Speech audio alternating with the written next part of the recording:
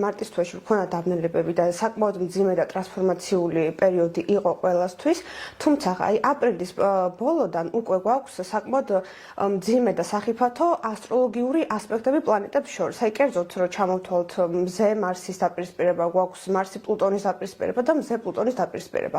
ეს პლანეტები ყოველთვის ამწვევს ადამიანებში მღელვარებას, აგრესიულობას, კონფლიქტურობას და შფოთიანობას. შესაბამისად, იმისათვის რომ ჩვენ მაქსიმალურად ვიყოთ ფრთხილად, პირველ რიგში რაც არის აქ მნიშვნელოვანი, რომ არ აუყვეთ ჩვენს ნეგატიურ აზრებს. აი, ბევრი წერდა კიდეც იქ, რომ მართლაც აქვთ ეხლა შფოთიანობა, ზოგს პანიკური შეტევები დაეწყო დაუშვათ, ხო? იმიტომ რომ ეს პლანეტარული ფონი არ არის მშვიდი ეხლა და უამრავ კონფლიქტებს და პროვოკაციებს აქვს ადგილი. შესაბამისად, ვინაიდან, გაფრთხილებულები ვართ უკვე, რომ ვიცით, რომ ესეთი მძიმე ფონია, კარგია რომ პირველ რიგში არ აუყვეთ პროვოკაციებს, არ შევიდეთ ღია კონფლიქტებში და შევეცადოთ, რომ ეს პერიოდი ვიყოთ აი უფრო მშვიდ და გაწონასწორებულ მდგომარეობაში, სანამ ეს ასპექტები ჩაივლის. ეს ასპექტირებები შემცირდება და ჩაივლის უკვე მაისის დასაწყისიდან. იქამდე ეს პერიოდი გვაქვს მწვავე და კი ვხედავთ, რომ უბედური შემთხვევები და სიკვდილიანობაც გაზრდილია. შესაბამისად, მაქსიმალურად ყველას მოვუწოდებ, რომ შეინარჩუნონ ეს შინაგანი ჰარმონია და სიმშვიდე.